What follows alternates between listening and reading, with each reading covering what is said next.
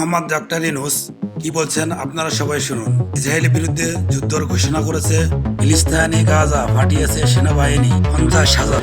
গাজায় গণহত্যা থামছে না। ফিলিস্তিনের মতো বিদ্যমান বাস্তবতা কেবল আরব কিংবা মুসলমানদের জন্যই উদ্বেগজনক নয়, বরং তা সমগ্র মানব জাতির জন্যই উদ্বেগের বিষয়। একজন মানুষ হিসেবে প্রত্যেক ফিলিস্তিনির জীবন অমূল্য। ফিলিস্তিনের জনগণের বিরুদ্ধে যে মানবতা বিরোধী অপরাধ হচ্ছে তার জন্য সংশ্লিষ্ট সকলকে দায়বদ্ধ করতে হবে।